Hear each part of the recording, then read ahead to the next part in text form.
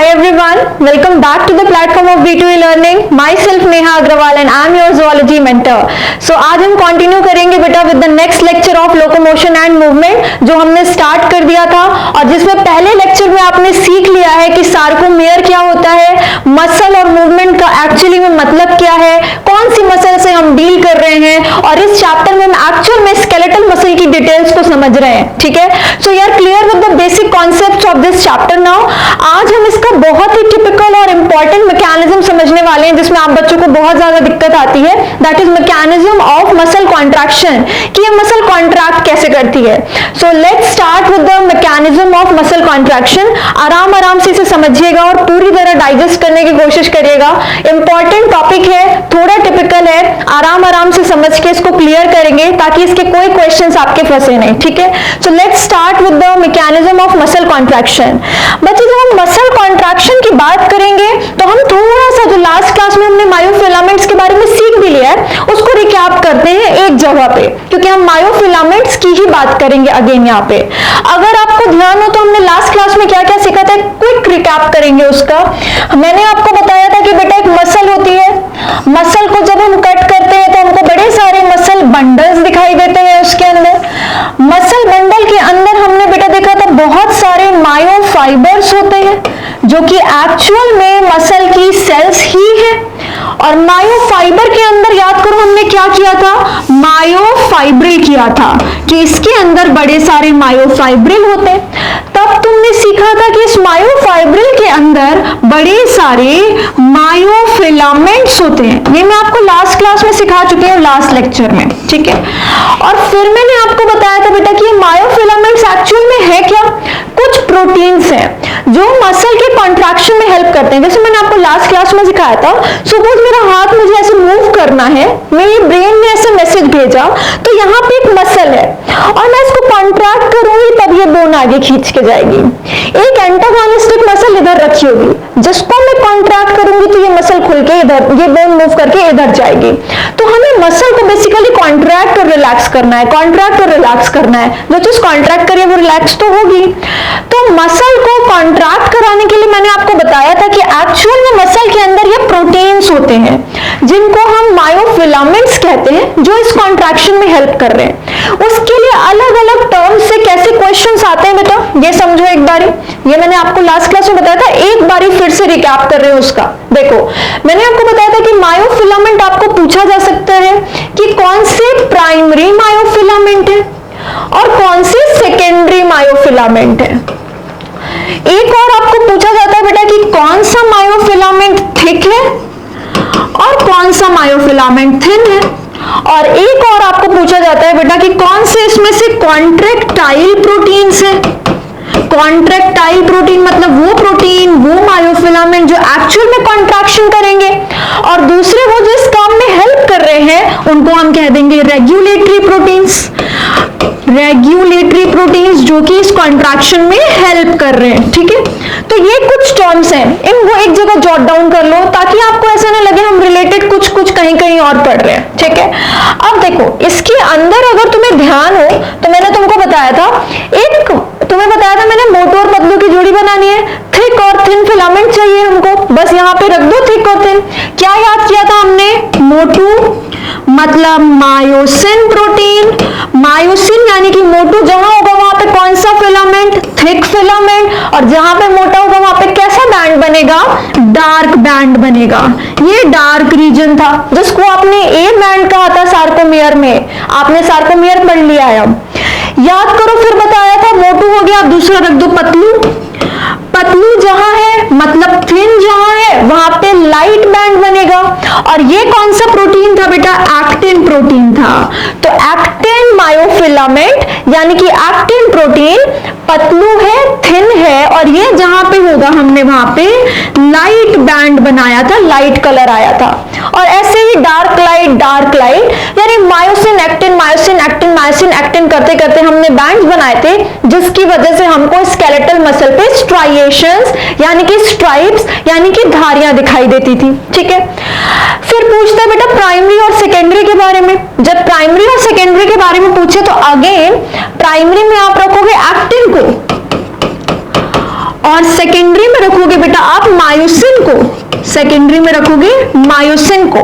अच्छा, एक्टिन के साथ बाकी सारे रख दो। कौन कौन से पढ़े थे? एक ट्रोपोनिन पढ़ा था और एक ट्रोपोमायोसिन पढ़ा था, ट्रोपोमायोसिन। ठीक है, तो एक्टिन, ट्रोपोनिन और ट्रोपोमायोसिन एक तरफ और मायोसिन एक तरफ। सिमिलरली थिक वाली जगह पे सिर्फ मायोसिन होता है और थिन वाली जगह पे actin plus troponin plus tropomyosin तीनों होते हैं। ठीक है, ये 4 प्रोटीन्स होते हैं बेटा मसल के अंदर जो कॉन्ट्रैक्शन में हेल्प कर रहे हैं। ठीक है, अब इसमें से बेटा एक्टिन और मायोसिन है जो एक्चुअल में कॉन्ट्रैक्टाइल प्रोटीन्स है। ये कौन से हैं? कॉन्ट्रैक्टाइल प्रोटीन्स, एक्टिन और मायोसिन। डायरेक्ट क्वेश्चन पूछा जाता है बेटा कि कॉन्ट्रैक्टाइल प्रोटीन कौन से है, तो एक्टिन और मायोसिन। और बेटा रेगुलेटरी प्रोटीन पूछेगा तो उसमें क्या लिखेंगे? ट्रोपोनिन और ट्रोपोमायोसिन, ट्रोपोमायोसिन, ये 2 प्रोटीन इधर आ गए। ठीक है, इससे ज्यादा आपको नहीं पूछेगा। थिक थिन, मोटा पतला याद होना चाहिए, डार्क लाइट बैंड याद होना चाहिए किस प्रोटीन की वजह से आ रहा है, प्राइमरी सेकेंडरी फिलामेंट, मायोफिलामेंट्स पूछ सकता है और कॉन्ट्रैक्टाइल प्रोटीन और रेगुलेटरी प्रोटीन पूछ सकता है। ठीक है, ये हमने मायोफिलामेंट्स के बारे में किया था। अब हमने करना क्या है बेटा? हमने इस मायोसिन, एक्टिन, ट्रोपोनिन और ट्रोपोमायोसिन का स्ट्रक्चर सीखना है। ठीक है, एक एक करके स्ट्रक्चर स्टार्ट करेंगे। नाउ सबसे पहले कर रहे हैं अपन एक्टिन का स्ट्रक्चर। ठीक है, एक्टिन वाला जो प्रोटीन है, एक्टिन वाला जो मायोफिलामेंट है, ये एक्टिन क्या है बेटा? एक मायोफिलामेंट है। इसको बनाना है हमें। ठीक है, ये बनाते हैं। ऐसा कुछ स्ट्रक्चर आपकी एनसीईआरटी में दिया हुआ है। एनसीईआरटी के सारे स्ट्रक्चर, डायग्राम और उनकी लेबलिंग बहुत ज्यादा इंपॉर्टेंट है बेटा। जब भी नीट में डायग्रामेटिक क्वेश्चंस आते हैं तो उसमें एनसीईआरटी का स्ट्रक्चर आता है और उसकी लेबलिंग पे क्वेश्चन पूछा जाता है। तो एनसीईआरटी के सारे डायग्राम्स हमारे लिए इंपॉर्टेंट है। तो अभी इसको डिस्कस करेंगे जब हम एक बार समझ लेंगे कि इसमें एनसीईआरटी ने क्या दिखा रखा है। एक्टिन का हमें स्ट्रक्चर बनाना है बेटा। सबसे पहले ये जो एक्टिन है बेटा, ये पॉलीमर होता है। पॉलीमर क्या होता है? पॉलीमर मतलब होता है बड़ी चेन। अच्छा, कोई तुमने माला बनाई है, मोतियों की माला है मान लो, तो उसमें एक एक मोती को पिरोया होगा तब जाके माला बनी होगी। वो जो माला है बेटा वो पॉलीमर होता है। उसमें एक एक मोती की अगर हम बात करें तो वो मोनोमर होता है। तो अगर मैं कह रही हूं कि एक्टिन एक पॉलीमर है तो इसका कोई तो मोनोमर होगा। एक्टिन एक पॉलीमर है बेटा, तो इसका मोनोमर क्या है? इसका मोनोमर बनाते हैं। इसका मोनोमर बेटा ऐसा कुछ स्ट्रक्चर है गोल सा। ठीक है, ऐसा कुछ गोल सा स्ट्रक्चर है प्रोटीन। चलो बना दिया। इस गोल से ग्लोब्यूलर प्रोटीन को मैंने कह दिया जी एक्टिन। क्या कहा? G actin. सिंपल है। जी का मतलब क्या है? Globular actin. इसका मतलब है ग्लोब्यूलर एक्टिन। ग्लोब्यूलर मतलब गोलाकार, जो गोल हो शेप में, ऐसा एक प्रोटीन है जी एक्टिन। अब मैंने क्या किया? इसी को जोड़ जोड़ के एक्टिन बनाया। पर देखो मैंने कैसे बनाया। सबसे पहले मैंने ऐसे जी एक्टिन लिया। This is G actin. G actin को जोड़ जोड़ के बेटा मैंने एक चेन बनाई। कैसे? ये देखो ऐसे, ये एक चेन बन गई। चेन को तुम फैंसी वे में क्या कहते हो? फिलामेंट कहते हो। तो ये हमने बना दिया बेटा F actin. F actin. G मतलब क्या था? ग्लोब्यूलर। जी मतलब था ग्लोब्यूलर, गोल प्रोटीन। एफ मतलब क्या है? फिलामेंट मतलब धागा। ठीक है, ऐसे धागे टाइप का स्ट्रक्चर बन गया, चेन बन गई। ठीक है, अब मैंने क्या किया? ऐसे ही 2 चेन्स उठाई, 2 चेन्स। एक तो ये हो गई और दूसरी इसके साथ चला दी। अब जाके मैंने बोला कि मेरे पास एक एक्टिन प्रिपेयर्ड है जो अब काम कर सकता है। This is actin. ठीक है, तो एक्टिन क्या है बेटा? एक पॉलीमर है। एक्टिन एक पॉलीमर है जो कि जी एक्टिन नाम के मोनोमर से बना है। लेकिन इस मोनोमर ने क्या किया? ऐसी 2 चेन बनाई है जिसको मिलाने के बाद हमने बोला एक्टिन बनाया।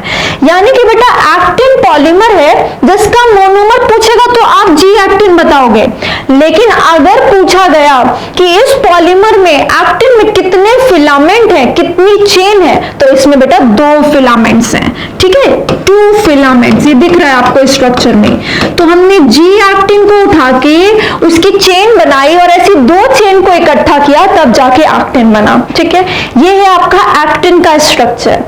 अच्छा बेटा, लास्ट में अभी हम मसल कॉन्ट्रैक्शन में जब आगे बढ़ेंगे तो हमने करना क्या है, हमने मोटू और पतलू की जोड़ी बनानी है, मतलब उन दोनों को जोड़ना है। उसके लिए दोनों के पास साइट्स है, एक्टिन के पास मायोसिन से जुड़ने के लिए साइट है और मायोसिन के पास एक्टिन से जुड़ने के लिए अलग जगह है, ठीक है।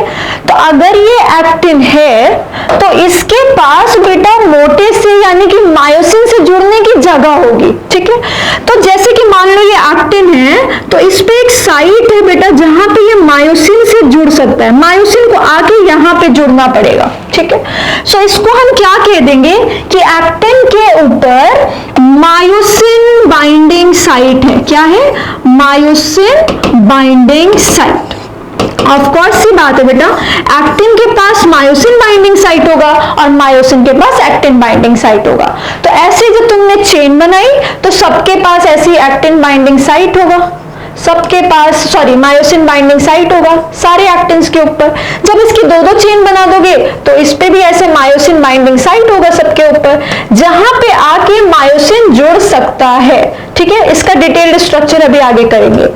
ये तो हो गई एक्टिन की बात, एक्टिन के बारे में आपने इतना ध्यान रखना है। अब यहाँ पे देखो इस स्ट्रक्चर में जो एनसीईआरटी ने बना के दिया है, देखो ये तो एक फिलामेंट चल रही है एक्टिन की, ठीक है, ये वाले हैं जी एक्टिन, ये क्या है बेटा, जी एक्टिन है, ग्लोब्यूलर एक्टिन, जिससे मिलके ये पूरा एक्टिन बना है। और इस जी एक्टिन में देखो ये एक फिलामेंट बनाई ये, और ये दूसरी फिलामेंट चल रही है साथ में, ये रे गोल गोल जो दिख रहा है तुमको स्ट्रक्चर। तो यहाँ पे तुम देख पा रहे हो कि ये दोनों क्या है, 2 फिलामेंट्स है, 2F एक्टिन, 2F एक्टिन से मिलके बना है एक एक्टिन, तब जाके ये एक स्ट्रक्चर बना है बेटा एक्टिन का, एक्टिन का। ये देखो F एक्टिन लिखा हुआ है ना यहाँ पे, इसको ये इस चेन के लिए लिखा हुआ है, इस पूरी चेन के लिए, ठीक है। उसके ऊपर ये रस्सी जैसा क्या है और ये टोपी जैसा क्या है, यहाँ पे 3 स्ट्रक्चर तुमको दिख रहा है, छोटी छोटी 3 गोलियां दिख रही है ना। तो ये 2 और प्रोटीन है, ट्रोपोनिन और ट्रोपोमाइसिन, इसका भी स्ट्रक्चर अभी करेंगे कि ये इसके ऊपर लपेटे हुए हैं, किस तरह से है, इनका स्ट्रक्चर कैसे बना है। तो अभी तुमने एक्टिन के बारे में सीखा, अब नेक्स्ट चलो मायोसिन पे, मायोसिन प्रोटीन पे आओ। जैसे बेटा एक्टिन एक पॉलीमर था, वैसे मायोसिन भी क्या है, एक मायोफिलामेंट है, एक प्रोटीन है जो कि कॉन्ट्रैक्टाइल है, ठीक है, एक मायोफिलामेंट है। ये मायोसिन भी क्या होता है बेटा, पॉलीमर होता है। मायोसिन एक पॉलीमर है, पॉलीमर है मतलब बहुत सारे स्ट्रक्चर, मतलब बहुत सारी यूनिट्स से मिलकर बना है। ये एक पॉलीमर है मतलब छोटी छोटी कई सारी यूनिट्स इकट्ठा हुई है, तब जाके मायोसिन काम करने लायक बना है। अब इसका मोनोमर क्या है, इस मायोसिन का मोनोमर है बेटा मीरोमायोसिन। ये तो एक क्वेश्चन डायरेक्ट यही बन गया कि अगर आपको पूछे कि मायोसिन का मोनोमर क्या है, तो इसका मोनोमर है बेटा meromyosin. Meromyosin is the monomer of myosin. तो मेरोमायोसिन मोनोमर है और मेरोमायोसिन की बहुत सारी यूनिट्स मिला के मायोसिन बना है जो कि पॉलीमर है। अब ये जो तुम स्ट्रक्चर देखते हो एनसीईआरटी में, ये एक मेरोमायोसिन का स्ट्रक्चर है, एक मेरोमायोसिन का। ऐसे बहुत सारे मेरोमायोसिन, ये लो ये रहा एक मेरोमायोसिन, फिर आगे लगा दो बेटा ऐसे दूसरा मेरोमायोसिन, ठीक है। जैसे सांप ने ऐसे मुंह बाहर निकाल रखा हो, तो सबकी पूंछ आपस में लपेटते जाओ और सबके सर ऐसे बाहर निकालते रहो, ठीक है। ऐसे करके जब तुम बहुत सारी यूनिट्स जोड़ दोगे तब जाके बनेगा मायोसिन। तो ये जो एक स्ट्रक्चर देख रहे हो वो क्या है, मेरोमायोसिन।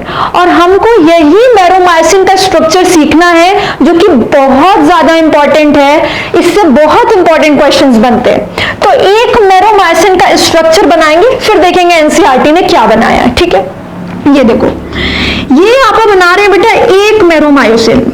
जब तुम एक मेरोमायोसिन बनाओगे तो ऐसे कुछ पोक जैसा बनाया तुमने और ऐसे सर बाहर निकाल दिया, और एक नहीं बेटा ऐसा तुमने 2 किया, दोनों के सर ऐसे बाहर निकाल दिए और पूंछ पीछे रहने दी। अब यही नाम लिख लो जो बोल रही हूं, ये क्या हो गई ये एक मेरोमायोसिन है, एक मेरोमायोसिन की पूंछ हो गई टेल, ठीक है।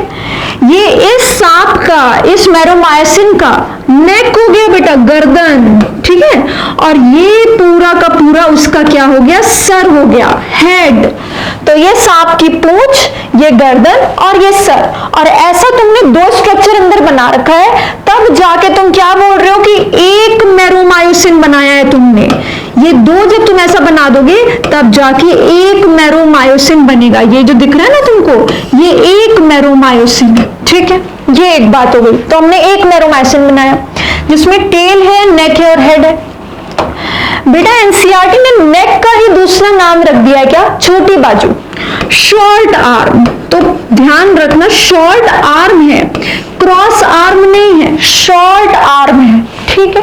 तो नेक को ही कहते हैं शॉर्ट आर्म। अब क्या करेंगे बेटा, हेड और नेक को मिला के, इसको थोड़ा सा यहां लिख देती हूँ, जस्ट अ मिनट, ठीक है। नेक को ही क्या कहते हैं, नेक का ही दूसरा नाम क्या रख दिया हमने बेटा, शॉर्ट आर्म। पहली इंपॉर्टेंट बात हो गई, ठीक। अब हम क्या करेंगे, अब हम हेड को और नेक को मिला के, हेड को और नेक को मिला के कह देंगे cross arm, cross arm.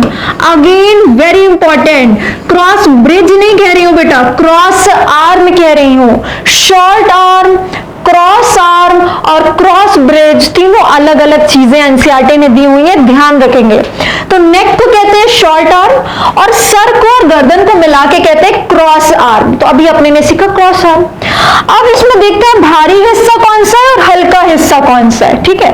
Of course बेटा जहां पूंछ होगी वो हल्का होगा, लाइट होगा। तो ये जो टेल वाला हिस्सा है ना, दिस इज लाइट मैरोमायोसिन।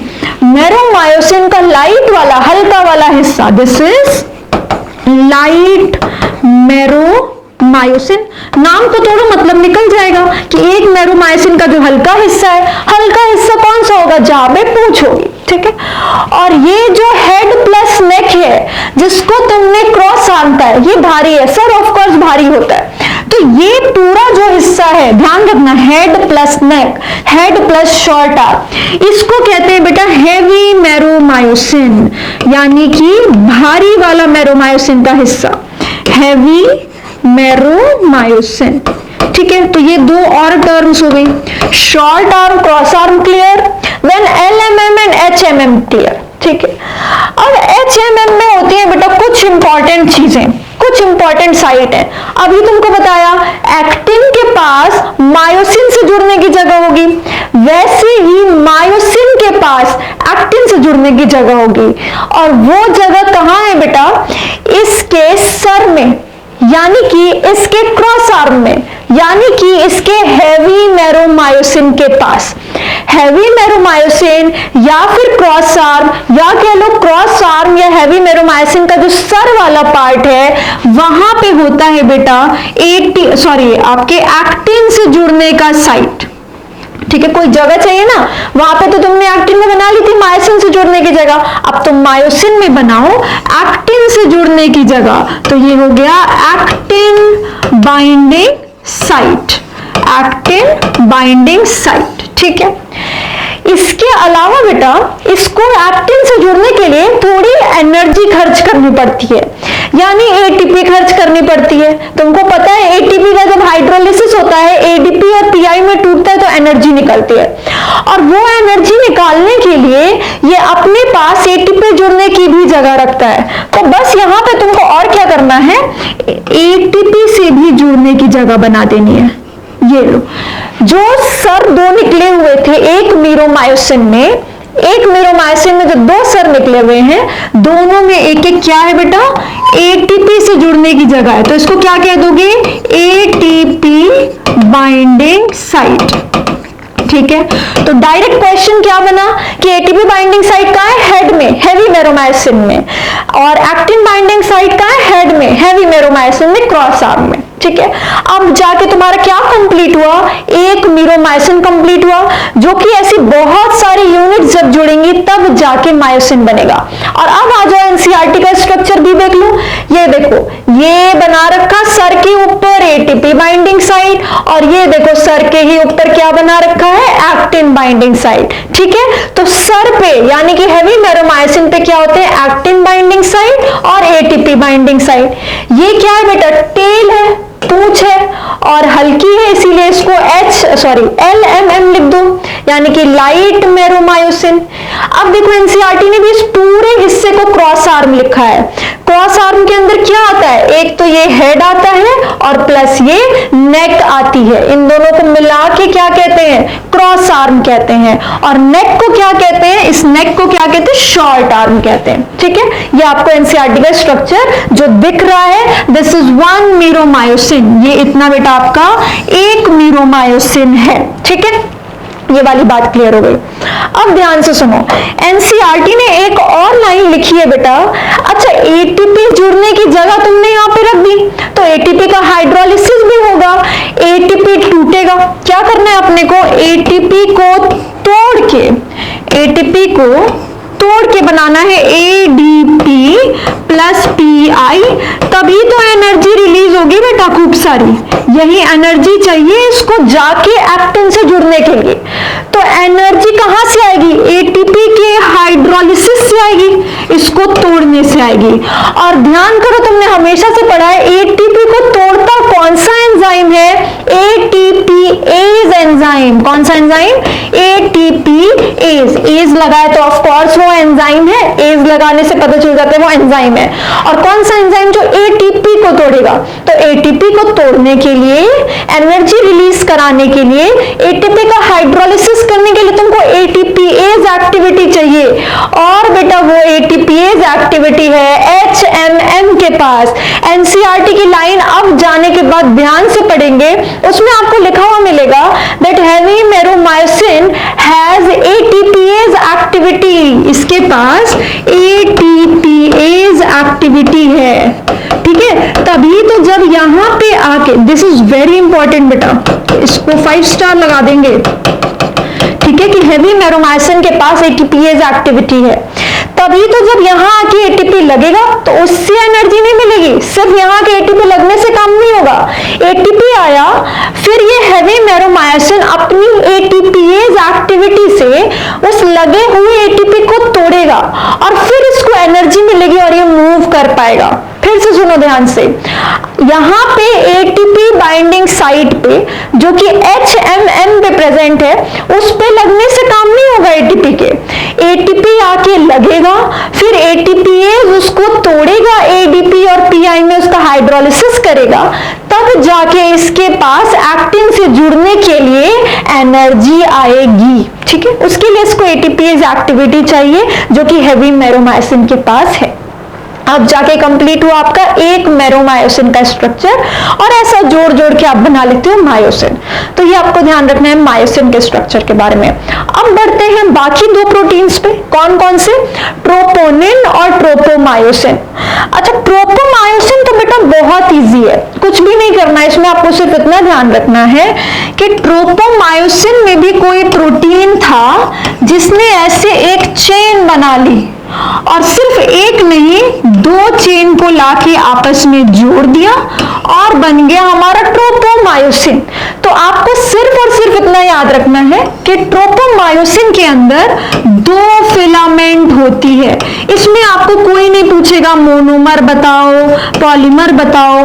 जैसे तुमने एक्टिन में फिलामेंट 2 लगाई थी और उसका मोनोमर जी एक्टिन को बताया था, यहां पे तुमको सिर्फ इतना याद रखना है कि ट्रोपोमायोसिन के पास 2 फिलामेंट होती है, 2 चेन्स होती हैं। ठीक है, ये बन गया तुम्हारा ट्रोपोमायोसिन।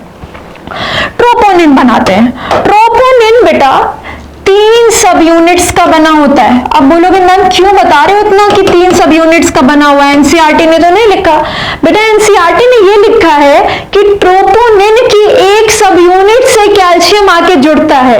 जब इतना लिखा है तो एनसीईआरटी बेस्ड क्वेश्चन जब बनेगा तो उसमें आपको 3 सब यूनिट्स होती हैं ये जानना पड़ेगा, और कौन कौन सी सब यूनिट होती है वो भी जानना पड़ेगा।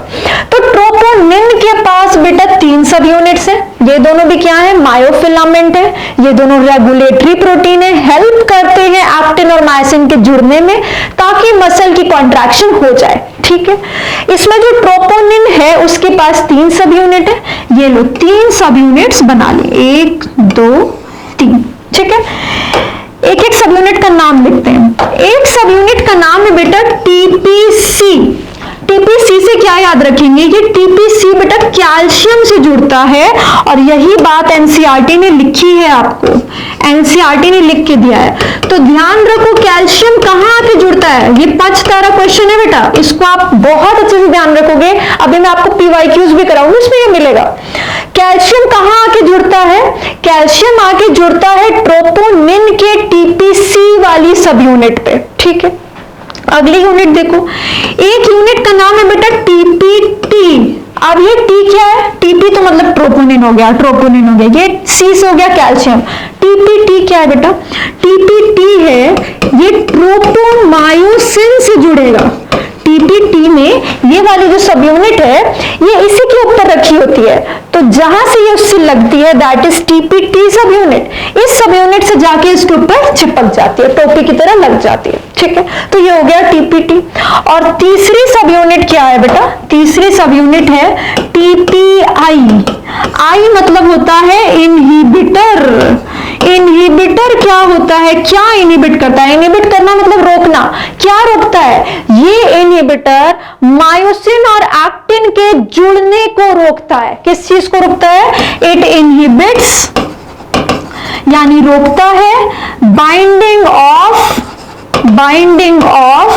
Actin and myosin. तो एक्टिन और मायोसिन के मिलन के दुश्मन भी हैं, वो कौन है, इनहिबिटर टीपीआई।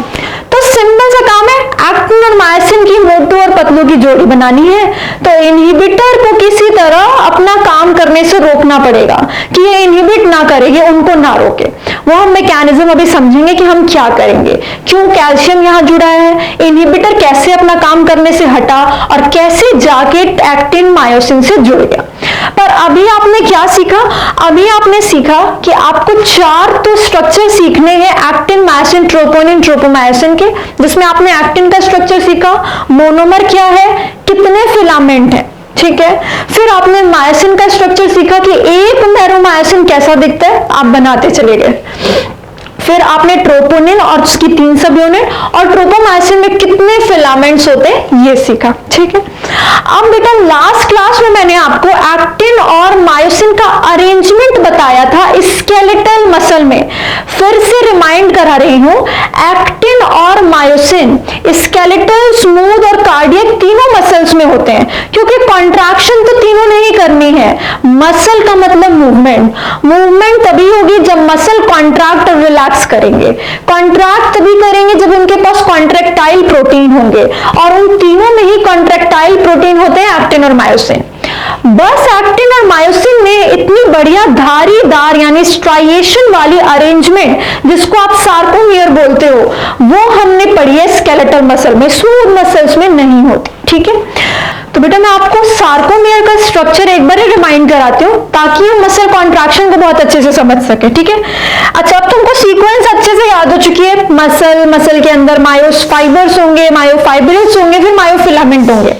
तो ये हम क्या बना रहे हैं, एक मायोफाइब्रिल बना रहे हैं बेटा। मायोफाइबर यानी कि सेल के अंदर बहुत सारी उसके साइटोप्लाज्म में ऐसी मायोफाइब्रिल्स पड़ी है, ये ऐसे पूरी लंबी मान लो सेल चल रही है, एक सेल यानी एक मायोफाइबर, उसके अंदर ऐसी बहुत सारी फाइब्रिल्स रखी हुई हैं, और ये फाइब्रिल के अंदर फिलामेंट है यानी कि प्रोटीन्स हैं, और उन्हीं को तुमने कैसे अरेंज किया था, डार्क और लाइट स्ट्राइएशंस के फॉर्म में। तो अपन वही बना लेते हैं, ये देखो, ये मान लो डार्क बैंड है, डार्क डार्क डार्क ऐसे रखा हुआ है।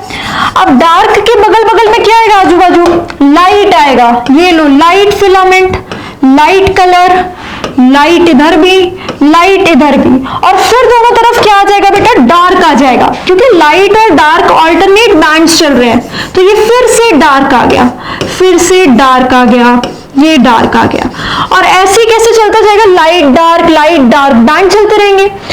ये एक मायोफाइब्रिल में ऐसे बहुत सारी फाइब्रिल्स एक ही सेल के अंदर रखी हुई है और सब में ऐसे डार्क लाइट बैंड्स बनते रहेंगे, यानी पूरी सेल पे ऐसे स्ट्राइएशंस दिखाई देंगी और सेल्स के बाद पूरी की पूरी बंडल पे और पूरी की पूरी मसल पे ऐसी स्ट्राइएशंस यानी धारियां दिखेंगी डार्क और लाइट, जिसमें हम मसल के अंदर, बंडल के अंदर, फाइबर के अंदर, फाइब्रिल में आके देख रहे हैं कि धारियां आई क्यों थी, क्योंकि डार्क और लाइट प्रोटीन्स रखे हुए थे। तो इन्हीं का नाम लिख लेते हैं। ये जो है बेटा, ये क्या है? डार्क बैंड है। डार्क क्यों है बेटा? क्योंकि यहां पे थिक प्रोटीन है, थिक यानी कि मोटा, thick myofilament, thick protein, thick myofilament. और थिक कहां पे होता है बेटा? जहां पे मोटा होता है यानी कि मायोसिन होता है। तो ये किसकी वजह से है? मायोसिन मायोफिलामेंट की वजह से, मायोसिन प्रोटीन की वजह से।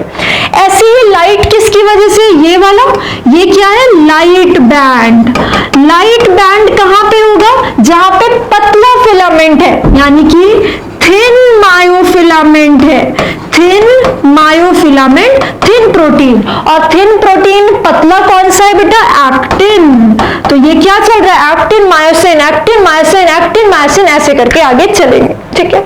इसके अलावा मैंने आपको सार्कोमेयर में क्या सिखाया था कि एक्टिन को बीच से एक लाइन ने पकड़ा हुआ है, एक्टिन को बीच से एक लाइन ने पकड़ा हुआ है, ऐसे एक्टिन, ताकि गिर ना जाए, ऐसे याद रखो, एक्टिन को लाइन ने पकड़ा हुआ। वैसे ही बेटा मायोसिन को भी बीच से लाइन ने पकड़ा हुआ है, मायोसिन को भी बीच से एक लाइन ने पकड़ा हुआ है। ये लो, मायोसिन के बीच की लाइन का नाम हमने क्या रखा था? M line. और एनसीईआरटी की लाइन आपको बताई थी कि एम लाइन एक बहुत ही पतली सी फाइब्रस टिश्यू है, ठीक है, फाइब्रस टिश्यू है, पतली सी एम लाइन। और एम किसके बीच में है? मायोसिन के बीच में। तो एम से याद रखना कि मायोसिन के बीच में एम लाइन चलती है, ठीक है। और ये जो ग्रीन कलर से हमने एक्टिन के बीच में बनाई है, इसका क्या नाम रखा था बेटा? Z line. ये क्या हो गई? Z line. और याद होगा तुमको कि दो जेड लाइन के बीच की जगह को हमने क्या कहा था? सार्कोमियर। और हमने सार्कोमियर को क्या कहा था? Contractile unit. यानी कि अगर सार्कोमियर छोटी हो गई, सार्कोमियर देखो छोटी हो गई, तो ये पूरी फाइब्रिल छोटी हो जाएगी, पूरी फाइबर छोटी हो जाएगी, पूरा बंडल छोटा हो जाएगा, पूरी मसल छोटी हो जाएगी। तो अल्टीमेटली तुमने करना क्या है? दोनों जेड लाइन को पास में लाना है। अच्छा, जेड लाइन को पास में लाना है तो जेड को खींचोगे बेटा, तो एक्टिन जो उससे जुड़ा है वो भी तो खींच के अंदर आएगा। तो एक्टिन को अल्टीमेटली तुम्हें अंदर खींचना है। और इसके लिए, इसको कॉन्ट्रैक्ट कराने के लिए मदद कौन करेगा? मायोसिन। ये मोटा, क्योंकि मायोसिन और एक्टिन की तो हमने जोड़ी बनानी है, मोटू और पतलू की। और यही दोनों तो कॉन्ट्रैक्टाइल प्रोटीन है जो कॉन्ट्रैक्शन करा रहे हैं। कॉन्ट्रैक्शन करानी है मतलब इसको छोटा करना है, इसको छोटा करना है मतलब सार्कोमियर को छोटा करना है। और सार्कोमियर को छोटा करने के लिए हमको मायोसिन और एक्टिन की जोड़ी बनानी पड़ेगी। उसके लिए मायोसिन के पास एक्टिन बाइंडिंग साइट है और एक्टिन के पास मायोसिन बाइंडिंग साइट है, वो भी हम बना के देखेंगे, ठीक है। अच्छा, अब तुम बोलोगे मैम इसमें ट्रोपोनिन ट्रोपोमायोसिन का है। देखो एक बना के दिखाती हूँ। ये जो एक्टिन हमने ऐसे एक लाइन बना दी बेटा, एक्चुअल में इसका पूरा स्ट्रक्चर अब तुम पढ़ चुके हो। ये तो ऐसे एक जीजी से मिलके एफ एक्टिन बन गया और ये दूसरा जीजी एक्टिन से मिलके एफ एक्टिन बन गया। ऐसे दो लाइंस चलती है ना इसकी, तो ये दो लाइन हो गई। और इसी के ऊपर बेटा ऐसे लपेट के रखा है इसको ट्रोपोमायोसिन ने। और ट्रोपोमायोसिन की भी कितनी फिलामेंट है? दो। तो ऐसे दोनों फिलामेंट जो ट्रोपोमायोसिन की हैं वो इसके ऊपर चल रही हैं। इस पूरे एक्टिन को ऐसे ऐसे लपेट के रखा है। और फिर आता है अगला प्रोटीन दैट इज ट्रोपोनिन। उसकी टोपी कहां लगी है? इस पे कहीं कहीं पे लगी हुई है।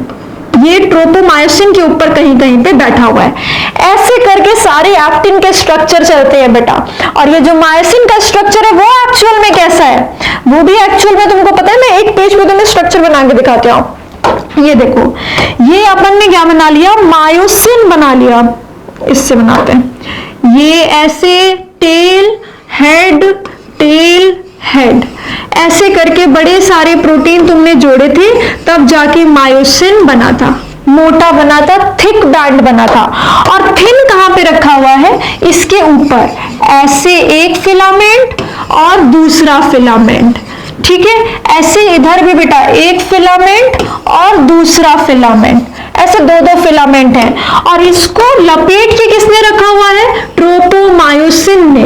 और ट्रोपोमायोसिन की भी दो दो फिलामेंट होती हैं।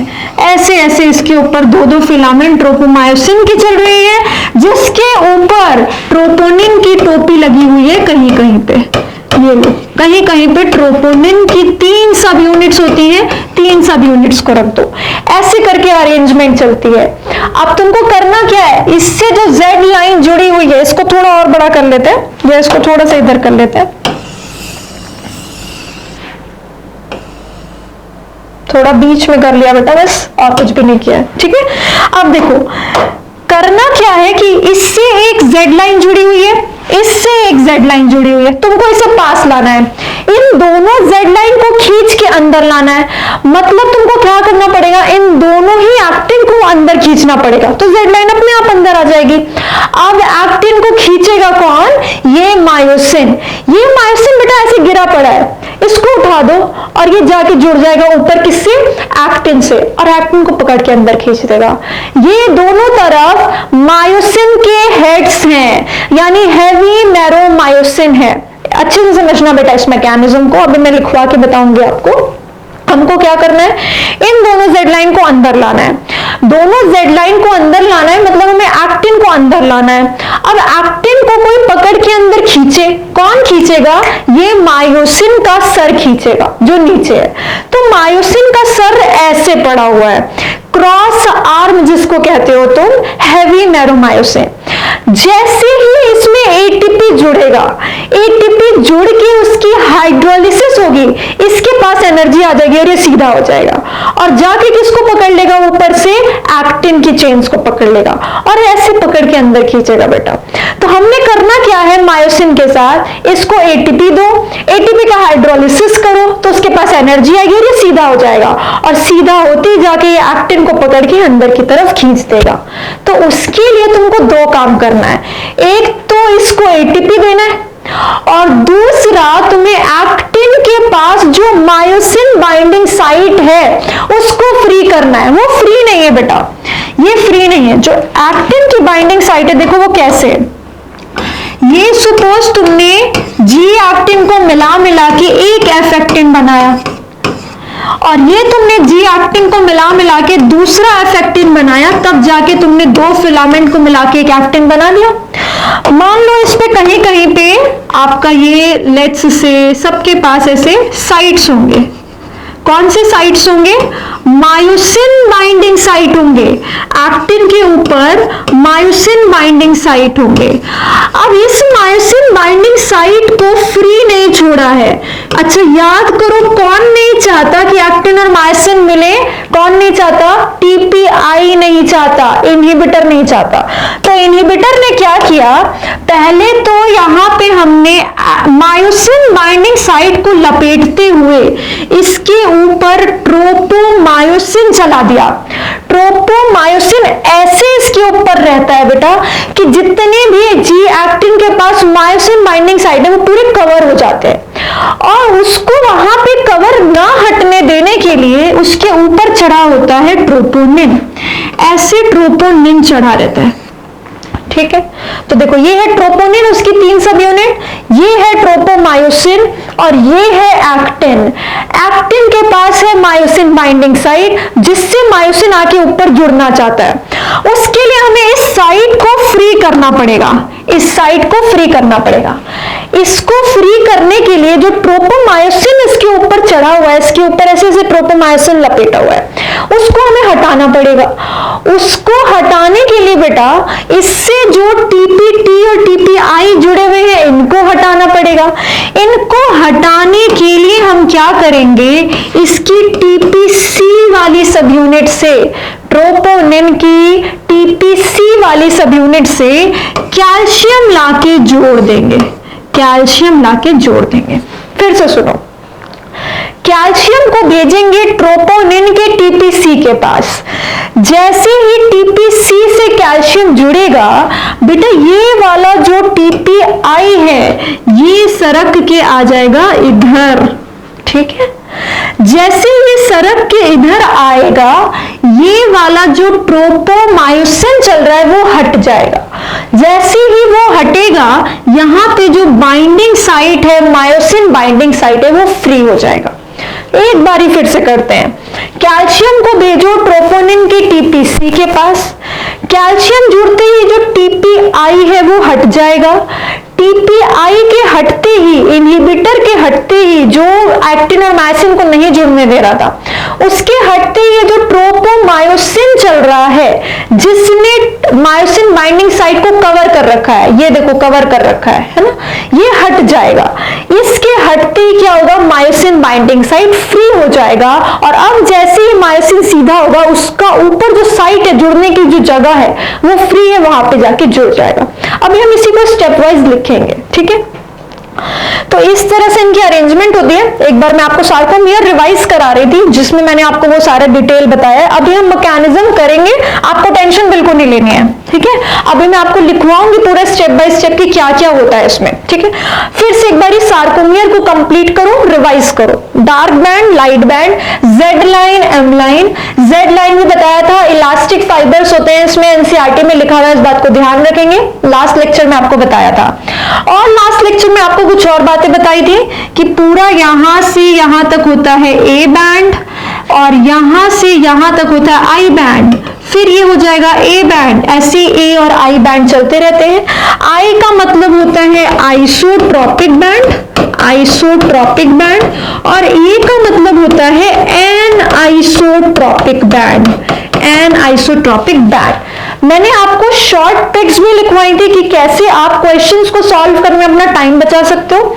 आई वो जगह है बेटा जहां पे सिर्फ पतला रहता है, only actin, only thin. Actin, thin, पतला जहां पे रहता है उसको आई बोलते हैं। ये देखो इतना इलाके में सिर्फ पतला रहता है। जबकि ए वो जगह है जहां पे पूरे मोटे की लेंथ आती है, पूरे मायोसिन की, पूरे थिक फिलामेंट की लेंथ आती है। तो ए क्या था बेटा, टोटल मायोसिन था, टोटल थिक फिलामेंट था, ठीक है। क्योंकि इसमें पूरा मोटा यहां से यहां तक और साथ में पतला भी रह रहा है, ये देखो इतनी दूर पतला भी रह रहा है। तो ओनली थिक आप नहीं कह सकते, ओनली मायोसिन नहीं कह सकते, लेकिन टोटल जितना वो बड़ा है, जहां तक उसका नाम चल रहा है, मोटा है, मजबूत है, ताकतवर है ज्यादा, जहां से जहां तक रहेगा वहां से वहां तक उसका नाम चलेगा, ठीक है। और फिर मैंने आपको एक जोन बताया था, ये वाला, ये वाला किसी और कलर से बना लेते हैं, ग्रीन ऑलरेडी इसमें है, ताकि आपको कंफ्यूजन ना हो।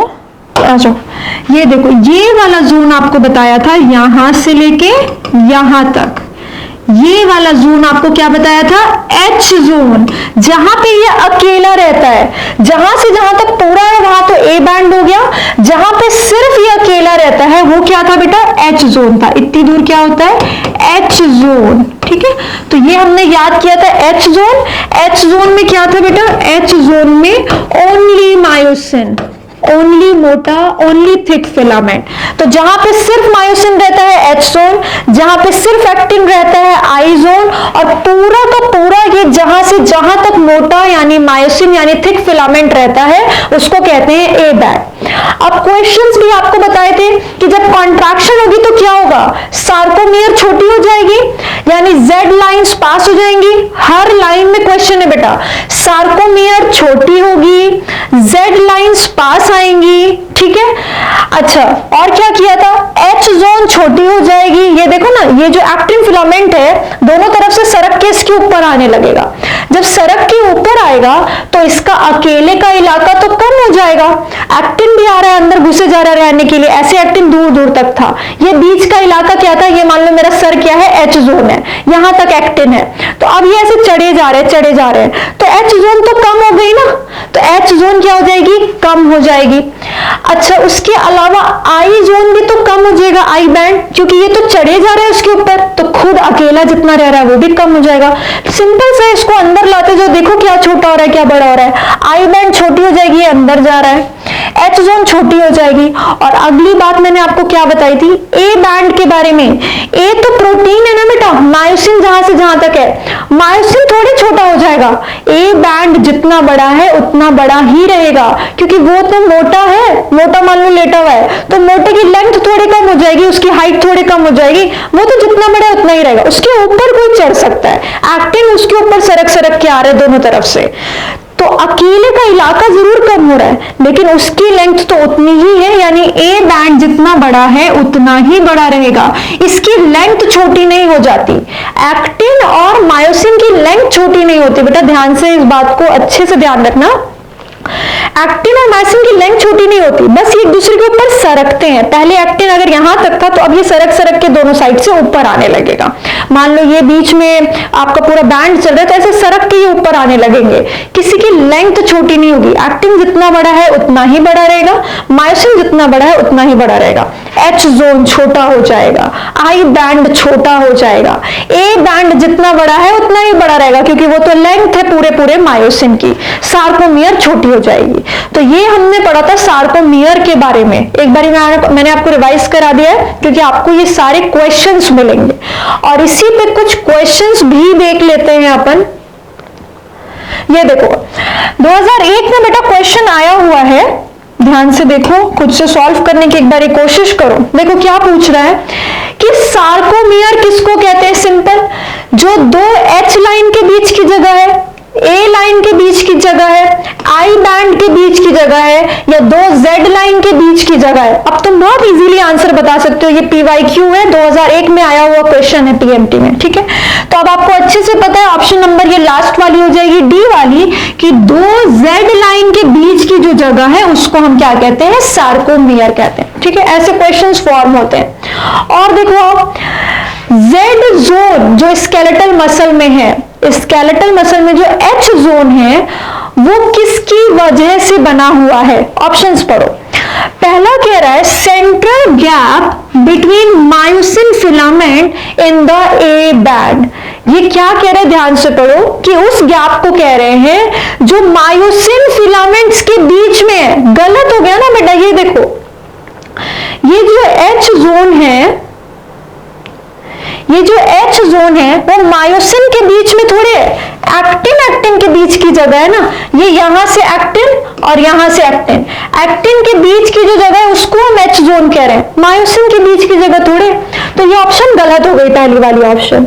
और ऑप्शंस पढ़ते हैं, और ऑप्शंस में क्या कह रहा है, absence of myofibril in the central portion of A band. ये तो हमने कहीं पढ़ा ही नहीं कि मायोफाइब्रिल ही गायब है, उसको बोल रहे हैं, नहीं, मायोफिलामेंट्स की बात कर रहे हैं हम, तो मायोफाइब्रिल्स की बात ही नहीं कर रहे। Extension of myosin filament in the centre portion of A band, ऐसा थोड़ा हुआ था कि मायोसिन जहां बढ़ गया उसको ए बैंड बोला है, हम तो वो वाला इलाका बोल रहे हैं जहां पे सिर्फ और सिर्फ मोटा है, मायोसिन है। अब लास्ट ऑप्शन पढ़ो, central gap between actin filament, दो एक्टिन के बीच में जो सेंट्रल गैप बचा हुआ है, ये मेरा sir, extending through myosin filaments in the A band, in the A band, ठीक है।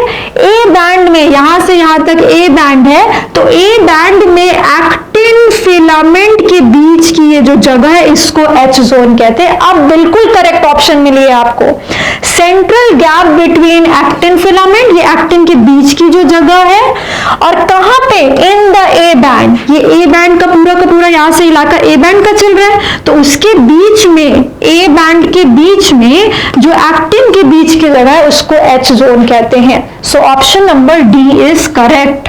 ये 2013 में आया हुआ क्वेश्चन है। तो सार्कोमियर से इस तरह क्वेश्चंस फॉर्म होते हैं बेटा। एक और क्वेश्चन देखो, in humans during muscle contraction, अब तुमने शॉर्ट ट्रिक्स याद कर लिए, मसल कॉन्ट्रैक्शन में क्या क्या होता है, सार्कोमियर छोटी होती है, आई बैंड छोटा होता है, एच जोन छोटा होता है, ए बैंड बराबर रहता है। द एक्टिन फिलामेंट शॉर्टन, अभी तो बताया बेटा, एक्टिन और मायोसिन की लेंथ छोटी नहीं हो जाती, उनकी जितनी हाइट हेल्थ है वो वैसे ही तंदुरुस्त है, सिर्फ उनका इलाका जितने पे रात चलता है उनका वो चेंज होता है। तो एक्टिन फिलामेंट शॉर्टन गलत है। एक्टिन फिलामेंट थोड़े छोटे होते हैं, वो छोटे नहीं होते, वो सिर्फ सरक के मोटे के ऊपर आते हैं, ठीक है। A, I and H band shorten, h छोटा हो जाता है ये तो मैंने मान लिया, I छोटा हो जाता है ये भी मैंने मान लिया, पर a छोटा हो जाता है कैसे मान लूं? a तो मायोसिन की लेंथ है और मायोसिन जितना मोटा है जितना लंबा है उतना ही रहेगा, छोटा थोड़े हो जाएगा, तो ये भी गलत है। A band remains the same, A यानी कि A बैंड यानी कि मायोसिन जहां पे मोटा है उसकी लेंथ सेम रहती है। यस बेटा, ये तो आपको सिखाया ही था कि जो A बैंड है वो कांस्टेंट रहेगी, जितनी बड़ी है उतनी बड़ा, उतना ही मोटा, उतना ही लंबा मायोसिन रहेगा। तो ये बिल्कुल सही ऑप्शन है। बट स्टिल आप एक बारी सारे ऑप्शंस पढ़ेंगे जरूर। सार्कोमियर डज नॉट शॉर्टन, अरे भाई सार्कोमियर ही छोटी नहीं हुई, जेड लाइन को ही पास नहीं लाए तो मसल कॉन्ट्रैक्शन कैसे होगी? तो ये भी गलत ऑप्शन है। यानी हमारे पास सी ऑप्शन बचती है बेटा जो कि करेक्ट है, that is A band remains the same और ए बैंड रिमेन्स कांस्टेंट। तो ऐसे आपको क्वेश्चंस बनते हैं सार्कोमियर के ऊपर। उसके लिए आप सार्कोमियर का जो ये वाला स्ट्रक्चर है इसको अच्छे से ध्यान में रखेंगे कि ए बैंड कहाँ, सॉरी हाँ, ए बैंड कहाँ पे है, डार्क कहाँ पे है, थिक कहाँ पे है, मायोसिन कहाँ पे है, एक्टिन कहाँ पे है, लाइट कहाँ पे है, ट्रोपोनिन ट्रोपोमायोसिन कहाँ पे है। अब ऐसे हमने क्या करना है, H zone, I band, Z line, M line, ये सारा कुछ है, ठीक है, इस पे क्वेश्चंस फॉर्म होते हैं।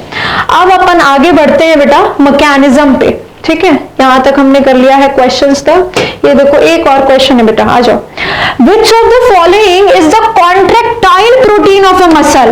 अभी तुमको बताया था कॉन्ट्रैक्टाइल प्रोटीन कौन कौन से होते हैं, फर्स्ट स्लाइड में हमने सीखा था कि कॉन्ट्रैक्टाइल प्रोटीन में तुम नाम लोगे मायोसिन का और एक्टिन का, ठीक है।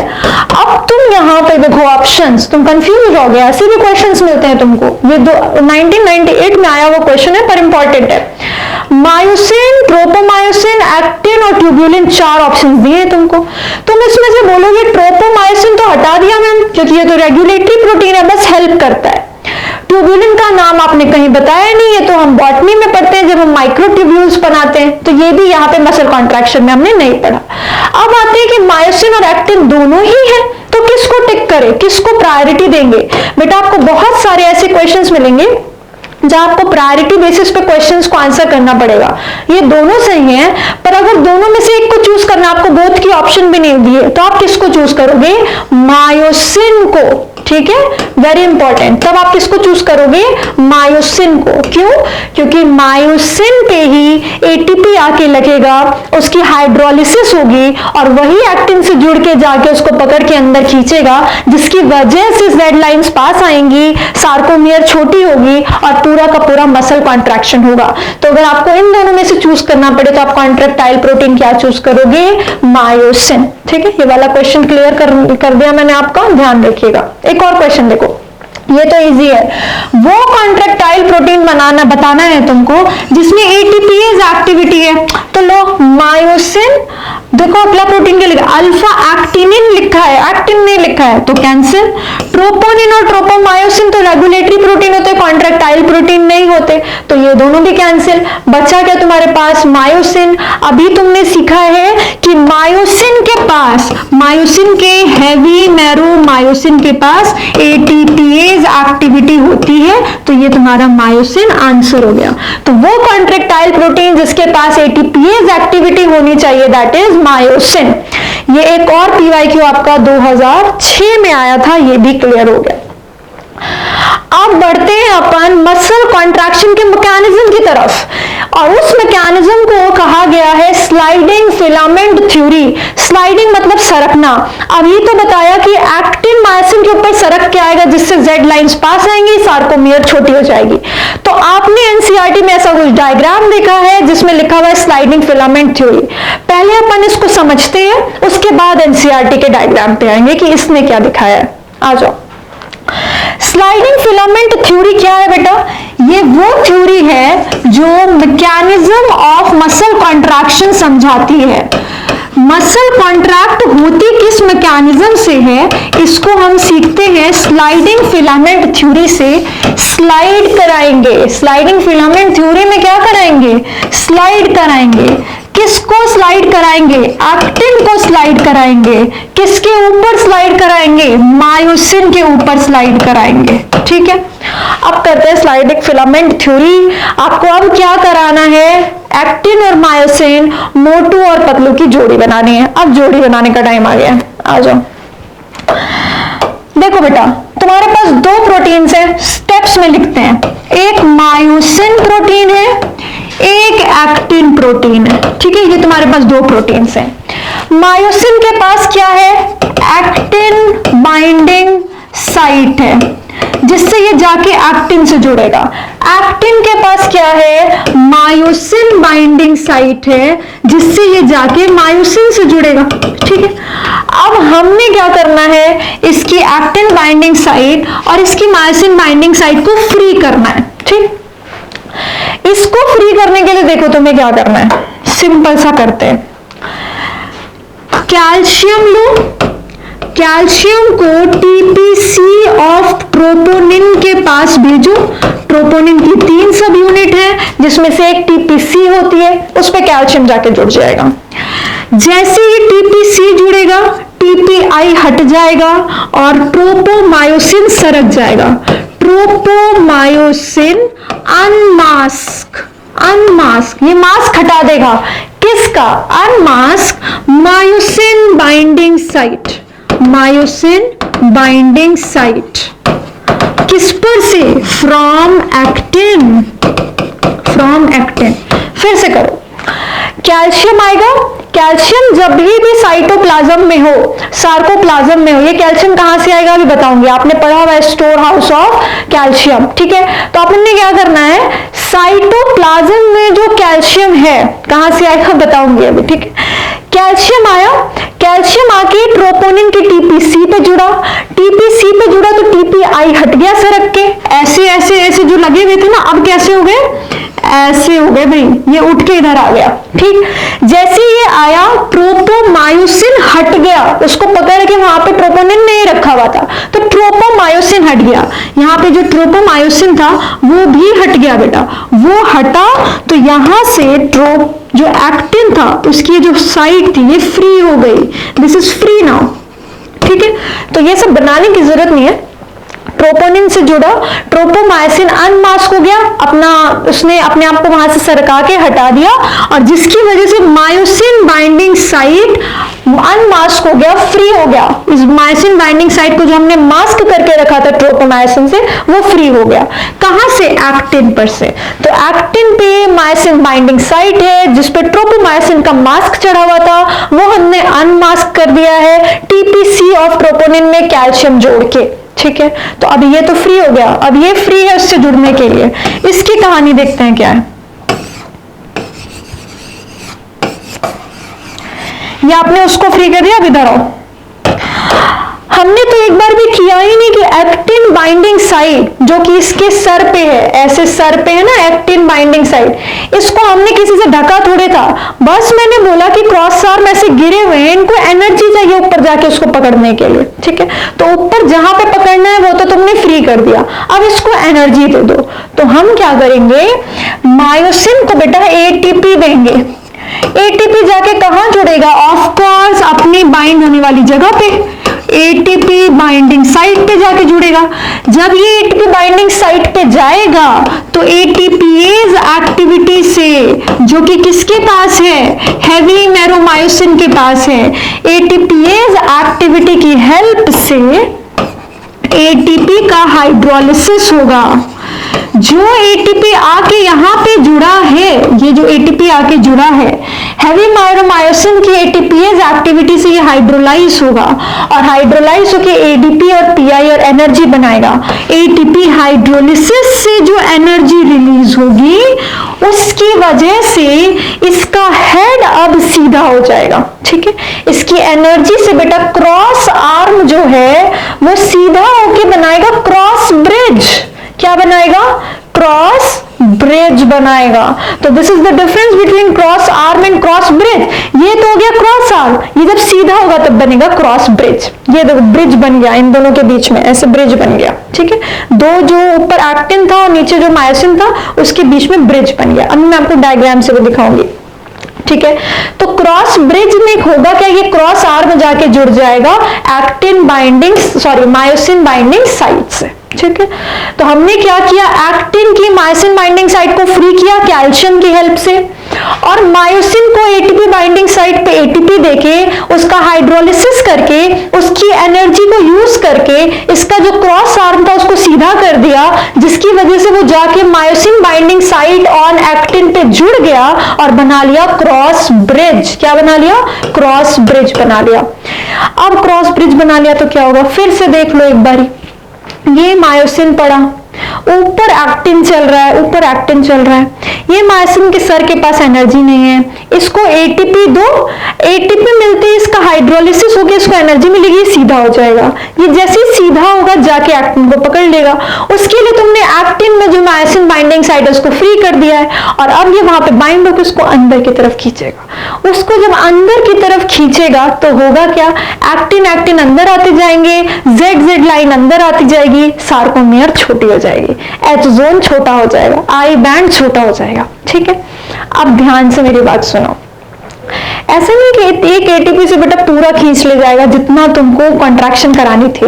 मान लो तुम कोई बहुत ही खतरनाक डांस स्टेप करने वाले, तुमने अपने ब्रेन से मैसेज भेजा कि बहुत ही तेज कॉन्ट्रैक्शन करानी है मुझे, तो वो कॉन्ट्रैक्शन होती रहे जब तक तुम चाहते हो। उसके लिए देखो, ऐसे इसने खींचना शुरू किया, अब इसके पास इतनी एनर्जी थोड़ी आ गई कि पूरा ऐसे खींच दे जितना खींचना है। उसके लिए क्या करेगा, टूट के जाके दोबारा पकड़ के लाएगा। और इसको डर लगता है, इसको क्या डर लगता है, जब तक मैंने जितना खींचा अब मैं छोड़ के जाऊंगा, पीछे से पकड़ के और लेके आऊंगा, तब तक ये जितना मैंने आगे खींचा था वो पीछे भाग जाएगा। तो देखो कितना शान है मायोसिन, क्या करता है, यहां तक खींचा, जब छोड़ने से पहले ये क्या करता है, दूसरे एटीपी से जुड़ जाता है, छोड़ने से पहले ही दूसरे एटीपी से जुड़ जाता है, और जाते जाते एटीपी हाइड्रोलिसिस कर देता है, और एटीपी हाइड्रोलिसिस से इसके पास एनर्जी आ जाती है, फटाक से जाके दूसरे को दोबारा से पीछे से पकड़ के आगे खींच लाता है, ठीक है। उधर से कैल्शियम आता रहेगा और ढक्कन हटाता रहेगा, मायोसिन बाइंडिंग साइट फ्री होता रहेगा, और इधर से हम मायोसिन को एटीपी देते रहेंगे, छोड़ने से पहले दूसरी एटीपी से जुड़ जाएगा, उसके बाद जाते जाते एटीपी हाइड्रोलिसिस कर लेगा, और फिर पकड़ के और अंदर, फिर पकड़ के और अंदर, एक्टिन से जुड़ा, सॉरी एटीपी से जुड़ा, एटीपी बाइंडिंग साइट पे, हाइड्रोलिसिस अंदर, ऐसे करके ये एक्टिन को थोड़ा थोड़ा करके अंदर खींचता रहेगा जितनी इसको कॉन्ट्रैक्शन करानी है, ठीक है। अब इसी को स्लाइडिंग फिलामेंट थ्योरी के स्ट्रक्चर में देखते हैं। ये जो एनसीईआरटी ने स्ट्रक्चर बनाया, ये देखो, कहां से कहानी शुरू करें अपन, यहां से, ठीक है। ये देखो, ये मायोसिन का सर पड़ा जिसमें एटीपी बाइंडिंग साइट है जहां पे एटीपी आके जुड़ रहा है, और ये बेटा एक्टिन पड़ा जिसके दो फिलामेंट्स हैं। इसमें आप समझ लो, अभी एनसीईआरटी ने इतना दिखाया नहीं है, यहाँ पे बेटा इसके ऊपर ट्रोपोमायोसिन, उसके ऊपर ट्रोपोनिन चल रहा है, तुमने टीपीसी में कैल्शियम लगा के उसको हटा दिया और उसको फ्री कर दिया। अब देखो, एटीपी दिया तुमने, एटीपी जुड़ने से थोड़ा कुछ हो जाता है, एटीपी का हाइड्रोलिसिस होगा, हाइड्रोलिसिस होगा तो एडीपी और पीआई बनेगा, पीआई मतलब इनऑर्गेनिक फॉस्फेट। एडीपी और पीआई जब बनेगा बेटा, तब जाके देखो इसके पास एनर्जी आएगी और ये सीधा होगा। साफ साफ एनसीईआरटी ने दिखाया है, एटीपी जुड़ने से कुछ नहीं होता, अभी ये नीचे ही है, एटीपी आके जुड़ गया, अब जब इसका हाइड्रोलिसिस करेगा, इसको तोड़ देगा एडीपी और पीआई में, तब तो एनर्जी रिलीज होगा, और इस एनर्जी का यूज करके ये सीधा हो गया। सीधा हुआ तब जाके देखो क्रॉस ब्रिज बना, this is the cross bridge, ये मायोसिन और एक्टिन के बीच में क्रॉस ब्रिज बन गया। अभी तक तुम इसको क्या कहते हैं, cross arm, cross arm, cross arm को जैसी एनर्जी मिली, ये बीच में ब्रिज बन गया जिसको तुम कहते हो क्रॉस ब्रिज, ठीक है। तो क्रॉस ब्रिज बन गया। क्रॉस ब्रिज बनने के बाद देखो इसने क्या किया, ऐसे पकड़ा और ऐसे अंदर खींचा, ऐसे पकड़ के अंदर को खींचा, तो ये खींच रहा है अंदर को, ठीक है। और एडीपी और पीआई जो इससे यहां पे बना था उसको रिलीज कर दिया इसने। अब इसको छोड़ने से पहले ये दोबारा एटीपी से जुड़ जाएगा, यहाँ पे एटीपी बना हुआ है, और उसके बाद फिर हाइड्रोलिसिस करेगा, यहां से यहां में क्या हो रही है, हाइड्रोलिसिस ऑफ एटीपी, एटीपी का हाइड्रोलिसिस हो रहा है। किसकी वजह से हो रहा है? एटीपीएज एक्टिविटी की वजह से, जो कि हैवी मैरोमायोसिन के पास है। कई बार मैंने आपको बता दिया, ये गलत करके नहीं आना है, ठीक है। और तब जाके ये क्रॉस ब्रिज बनाएगा। क्रॉस ब्रिज किसने बनाया है? मायोसिन के हेड ने बनाया है। अगेन एनसीईआरटी के डायग्राम का 5 तारा क्वेश्चन, ठीक है। मायोसिन के हेड ने देखो क्रॉस ब्रिज बनाया है, और उस क्रॉस ब्रिज ने एक्टिन को अंदर खींचा, यानी स्लाइड करा दिया। इसीलिए हम इसको क्या कहते हैं? स्लाइडिंग फिलामेंट थ्योरी कहते हैं, ठीक है। This is the sliding part, ठीक। So this is the sliding filament theory, जिससे ये काम चल रहा है। अब तुमने क्या नहीं सीखा? तुमने नहीं सीखा कि कैल्शियम कहां से आया है। कैल्शियम कहां से आया है वो दिखाती हूं।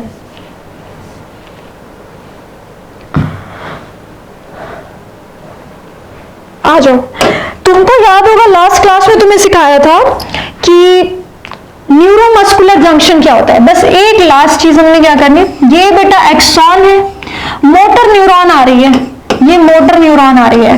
एक्सॉन एंडिंग पे साइनेप्टिक नॉब्स रखे होते हैं, यहाँ पे डेंड्राइट्स होती हैं, ये ब्रेन से मैसेज लेके आ रही है डांस करने का। इनके कहने पे स्केलेटल मसल कॉन्ट्रैक्ट करेगी, और ये हो गई स्केलेटल मसल की सेल, ये एक सेल हो गई। मैंने तुमको ये भी बताया था कि इन दोनों को मिला के अपन क्या कहते हैं? मोटर यूनिट कहते हैं। इन दोनों को मिला के मोटर यूनिट कहते हैं। तो ये तो मोटर यूनिट है, मोटर न्यूरॉन और स्केलेटल मसल की सेल को मिला के। स्केलेटल मसल की इस प्लाज्मा मेम्ब्रेन को हमने सार्कोलेमा कहा था, सार्कोलेमा। और ये जो अंदर ऐसे ट्यूब्यूल्स जा रहे हैं, इसको हमने टी ट्यूब्यूल कहा था। अब ये एक सेल है, सेल के अंदर साइटोप्लाज्म है, यानी कि सार्कोप्लाज्म है, और इसी के अंदर तो वो फाइब्रिल्स पड़ी हुई है, मायोफाइब्रिल्स। मायोफाइबर के अंदर होते हैं मायोफाइब्रिल्स, और इसी में तो डार्क लाइट बैंड है, और इसी में तो लाइट बैंड जहां पे है, ये लेट्स से लाइट बैंड है अगर ऐसे, तो इसी पे तो ट्रोपोनिन का ढक्कन चढ़ा हुआ है ट्रोपोमायोसिन के ऊपर। तो बस जब टी ट्यूब्यूल तक मैसेज आएगा एसिटाइलकोलिन से, फिर से बताती हूँ, यहां से मैसेज आया, साइनेप्टिक नॉब के अंदर साइनेप्टिक वेसिकल है, उसमें एसिटाइलकोलिन भरा हुआ है, एसिटाइलकोलिन बाहर निकल जाएगा। हमेशा स्केलेटल मसल पे एसिटाइलकोलिन आएगा, न्यूरोमस्कुलर जंक्शन पे, ये मैं आपको लास्ट क्लास में सिखा चुकी हूँ। ये आके कहां पे जुड़ेगा? एसिटाइलकोलिन के रिसेप्टर पे जुड़ेगा। ये मैसेज जब रिसेप्टर से टी ट्यूब्यूल में आएगा, तो ये मैसेज जाएगा सार्कोप्लाज्मिक रेटिक्यूलम के पास, इसमें कैल्शियम भरा है और कैल्शियम बाहर आ जाएगा। ये जाएगा इसके पास और इससे जुड़ जाएगा टीपीसी से। जब ये इससे जुड़ेगा तो सारा मैकेनिज्म स्टार्ट हो जाएगा, ठीक है बेटा। तो ये जो जंक्शन था, इसको हमने न्यूरोमस्कुलर जंक्शन या मोटर एंड प्लेट कहा था, ध्यान रखना। अगर तुमने neuromuscular junction, motor end plate में कोई कंफ्यूजन है तो एक बार लास्ट लेक्चर में उसको क्लियर कर लेंगे। ये मोटर यूनिट, ये न्यूरोमस्कुलर जंक्शन या फिर मोटर एंड प्लेट, जहां पे एसिटाइलकोलिन ही रिलीज होगा स्केलेटल मसल के पास, टी ट्यूब्यूल पे जो एसिटाइलकोलिन के रिसेप्टर लगे वहां पे जाके जुड़ के सार्कोप्लाज्मिक रेटिक्यूलम को मैसेज देके उससे कैल्शियम को रिलीज करा देगा सार्कोप्लाज्म में। सार्कोप्लाज्म में बहुत सारे मायोफाइब्रिल्स हैं, जिसके अंदर फिलामेंट्स हैं, जहां पे ट्रोपोनिन की टीपीसी वाली उसको सब यूनिट मिल जाएगी। वहां पे जाके ये कैल्शियम जुड़ के उसकी मायोसिन बाइंडिंग साइट को फ्री कर देगा इससे जुड़ने के लिए। So this is all about the sliding filament theory और the mechanism of muscle contraction. Questions देखेंगे ताकि पता तो चले समझ आया है कि नहीं आया। देखो क्वेश्चन पूछा हुआ है नीट 2016 में, जो सेकेंड फेज में हुआ था, the ion responsible for unmasking of active site for myosin, यानी मायोसिन बाइंडिंग साइट की बात कर रहा है। और क्रॉस ब्रिज बनाने के लिए या फिर कह लो क्रॉस ब्रिज बनाने के लिए कौन सा मसल कॉन्ट्रैक्शन में आयन रिस्पॉन्सिबल है? तो सीधा सीधा आंसर तुमको पता है, कैल्शियम आयन। कैल्शियम आएगा तभी मायोसिन बाइंडिंग साइट फ्री होगा, दिस मायोसिन बाइंडिंग साइट। ये बात हो रही है मायोसिन बाइंडिंग साइट की, और मायोसिन बाइंडिंग साइट फ्री होगा बेटा तभी जाके क्रॉस ब्रिज बनेगा। ये फ्री होगा तभी क्रॉस ब्रिज बनेगा, और ये सब स्टार्ट किसकी वजह से होगा? कैल्शियम आयन की वजह से। और कैल्शियम आयन का स्टोर हाउस कौन है? स्टोर हाउस है सार्कोप्लाज्मिक रेटिक्यूलम, ठीक है।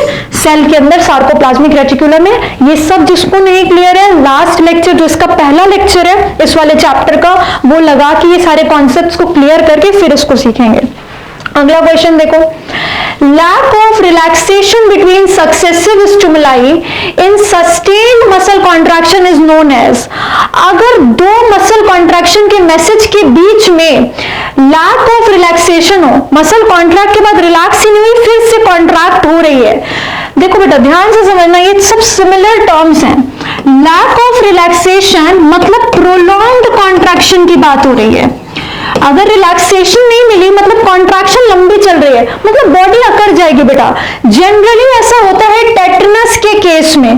ध्यान रखना, टेटनी अलग बीमारी है और टेटनस अलग बीमारी है, ठीक है। टेटनी में झटके आते हैं, स्पैज्म आते हैं, ये अभी हम इसके लास्ट पार्ट में डिसऑर्डर्स में सीखेंगे टेटनी के बारे में। टेटनस जबकि एक बैक्टीरियल इन्फेक्शन है, क्लॉस्ट्रीडियम टेटनाई से होता है ये इन्फेक्शन, और टेटनस के इन्फेक्शन में जो टॉक्सिन रिलीज होता है उसकी वजह से बहुत प्रोलॉन्ग्ड कॉन्ट्रैक्शन होती है, लॉक जॉ या फिर बैक में जनरली ऐसी कॉन्ट्रैक्शन होती है कि बॉडी अकड़ जाती है क्योंकि रिलैक्स नहीं हो पा रही है, जैसे कॉन्ट्रैक्ट हुई है और कॉन्ट्रैक्ट हो जाती है। तो लैक ऑफ रिलैक्सेशन लिखा हो या प्रोलॉन्ग्ड कॉन्ट्रैक्शन लिखा हो तो उसको हम मानेंगे टेटनस की बात हो रही है।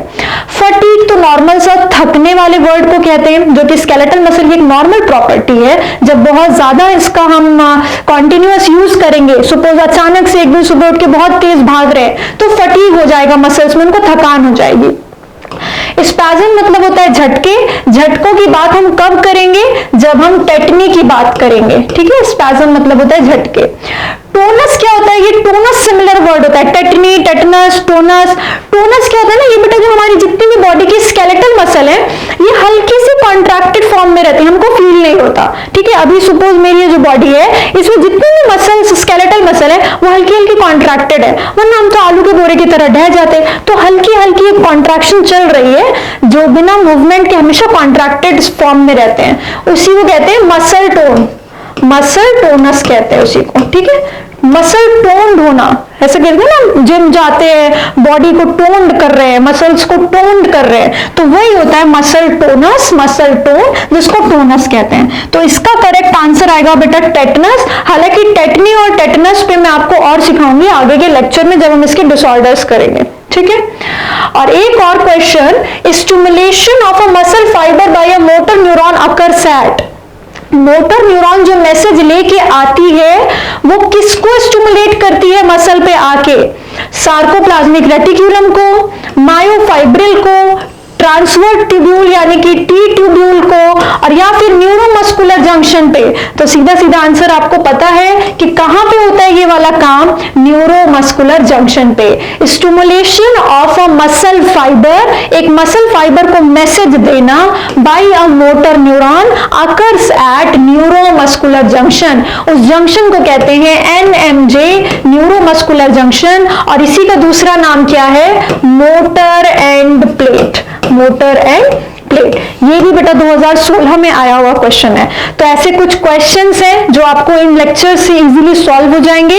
अब आप घर जाके इस लेक्चर को अच्छे से सुन के डाइजेस्ट करके, जहां समझ नहीं आया दोबारा सुनिए 2 बार 3 बार, बिकॉज थोड़ा टिपिकल है आपके लिए पहली बार पढ़ने के लिए। तो आप 1-2 बार इसको सुनेंगे तो आपको कहानी याद होती जाएगी, समझ में आती जाएगी, और फिर आप इजीली क्वेश्चन सॉल्व कर सकते हो। नेक्स्ट लेक्चर में मिलेंगे, इसके आगे वाला पार्ट पढ़ेंगे, और तब तक आप इतना कंप्लीट करके एनसीईआरटी की एक लाइन जरूर पढ़िएगा और इसके क्वेश्चन सॉल्व करिएगा, इजीली सारे क्वेश्चन सॉल्व हो जाएंगे। So till then everyone, take care, see you in the next class with the next part of this chapter. Till then take care everyone, bye bye.